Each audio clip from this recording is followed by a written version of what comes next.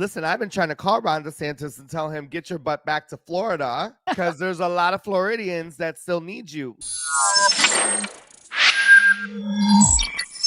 But I'm excited to bring in Conservative Ant, massive superstar on social media. You can catch him under Conservative Ant on Instagram.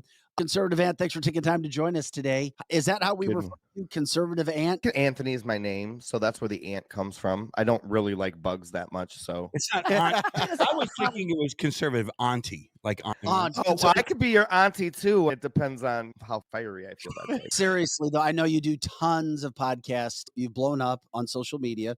Thank you for taking time with us, my friend. You're friends with GS3, good friend of our show as well. We had asked him to ask you to get you on the show. I followed you. I love your stuff. You're no holds barred material, and we need more of that. You're in Florida. Where do you live in Florida? I'm on the Gulf Coast, so I'm Southwest Florida. Pretty much direct hit of Hurricane Ian last year. Oh, wow.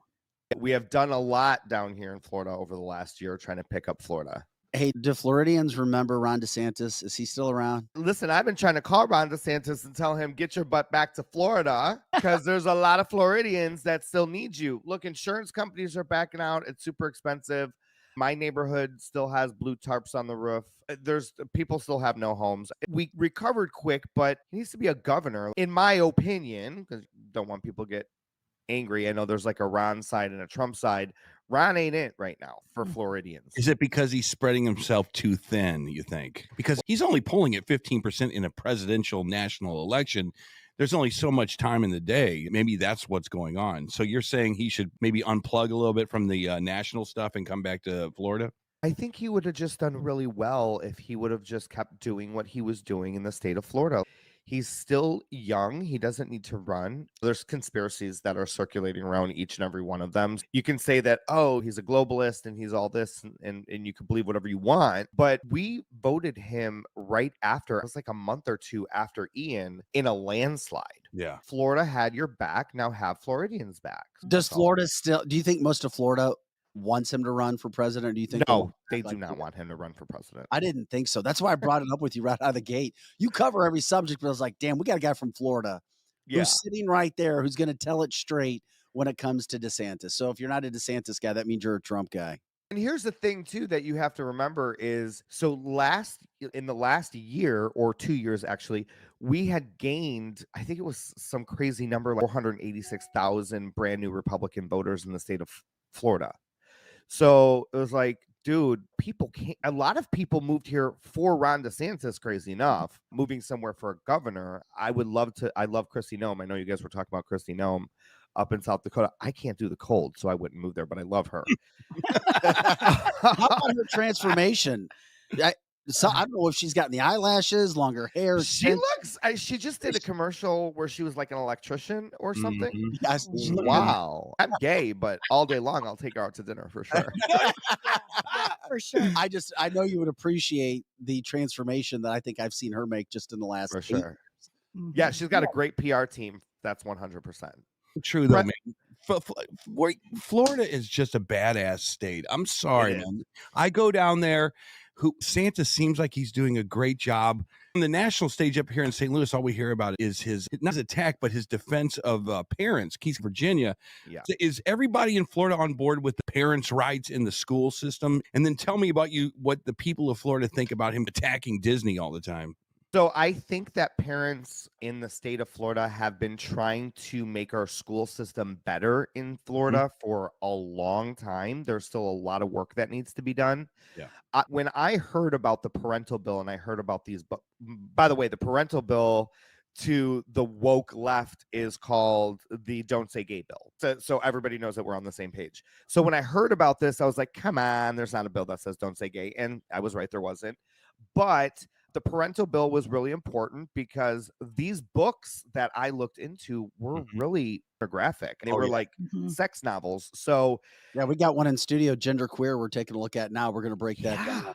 Yeah, I think, wasn't Senator Kennedy just reading this out loud the other day? And I literally wanted to jump out a window. Yeah. Kristi Noem was reading it. Dressed up like an electrician then. Yeah. And I just think that parents are really trying to take a handle on their kids' education. I think that COVID was a great example of people waking up in the sense of, knowing exactly what was going on in your kids' syllabus, curriculum, whatever you want to call it. And people started doing the research like, wait, what are you learning? And it woke people up in that sense. So yeah, Florida's got a long way to come, but I think that Governor DeSantis did a great job when it came to parents. As far as Disney, I think that he used Disney as a political ploy. That's just me. Yeah. No, it might have been that way. We're talking with conservative Anthony. Do you want to say your last name? Because I never see your last name said. Yeah, Anthony Raimondi. How'd you get into the whole social media? I was just 3.5 years ago when COVID. I was living in Chicago, by the way. I was born and raised just outside of Chicago, and we were locked down again, and locked down again, and locked down again. And I just got really angry one day at my dinner table, and I did a rant, like an ant rant video, because there were riots going on, and I had nothing to say about the look. That's a whole other conversation. But the protest itself for Black Lives Matter, fine. That's your right as an American to protest. But it was during a time where you weren't letting us go to our family members' funerals. It was during a time where you weren't letting people do the basics, go to the grocery store, get your hair done. So I got really angry and I did a video, posted on TikTok, woke up the next day to it being viral. Yeah. And I was like, but I also went to broadcasting school before all that. So I did have a little bit of the radio background. Right. And yeah, I started running with it. I was like, okay, my husband's, you need to do ant rants. You need to keep on posting these videos. I love the ant rant. That is great. Yeah. So let me ask you this. Are you Gen Z? I was born in 85. So I think oh no, I'm definitely not. If I was Gen Z, I wouldn't identify as Gen Z because so you're a millennial. So my question is this, and we talked about this on the show a lot, that the curmudgeon Gen Xers, we're going to vote conservative because we know where our money's going. We don't want our kids to be subjected to all this garbage, blah, blah, blah. You have a direct tie to the millennials and the Gen Z. Are you seeing a shift in the way that they think, that it's not, that they're like, I've had enough of the Democrats. I'm done.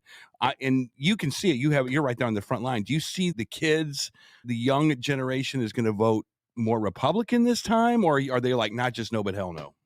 It's a 50 thing. Here's the thing that I always say is I vote conservative. There's a lot of things that the Republican Party, I'm not even going to say conservatives, the Republican Party doesn't really align with when it comes to things that are like progressive or cool, like for instance, gay marriage and stuff like that. So I'm always like, why wouldn't you want a gay conservative or somebody who's gay or lesbian or whatever to be within the Republican Party so they can protect your rights or make changes, so on and so forth? What the Republicans have a really hard time doing is they have a hard time marketing to millennials and Gen Z, especially Gen Z. Whereas you have what you want, but you have Joe Biden's campaign having a bunch of Gen Z social media TikTokers on the front lawn of the White House doing all this stuff that's really pandering to the Gen Z, where we have Mike Lindell on Fox News selling pillows and slippers. Gen Z doesn't care about that. I go after both sides. Nobody's safe. But Gen Z, you have to remember, Gen Z is the generation of the cell phone, right? They're the ones who primarily get their news from TikTok, Instagram, social media. Yeah. Millennial Gen Xers, like even millennials, it took me a minute to really learn how to upload stuff, honestly, because we grew up before technology and after. What we have to remember is Gen Z only believes what's on social media. They're not the generation of the magazine. And that goes to like marketing towards Gen Z. Okay. Why are we not doing town halls with conservative content creators? Here's the thing. Here's my question. Could we get them into a town hall? And I keep on calling out Fox News because I think it's like Fox News is like the CNN of the right. Let's be honest. Yeah, they are. And you know, Sean Hannity, and he's got this like really uncool Ted Cruz on the show, and you're like, oh God, keep preaching, Gen Z, Gen Z doesn't care about this, especially don't care about people like Lindsey Graham. Oh my God, anytime that guy pops up, I'm like, oh. No one is going to Gen Z right now and talking about the features and the benefits of becoming a Republican, what it means for you in the next 40 years. That was your thing. I know. That was the same thing with you being a rocker. That's right. I was like, how many taxes do you want to take out of my damn pocket at 24 years old or whatever? And I was like, okay. That's the thing, is the millennials are the closest bridge to talk to Gen Z.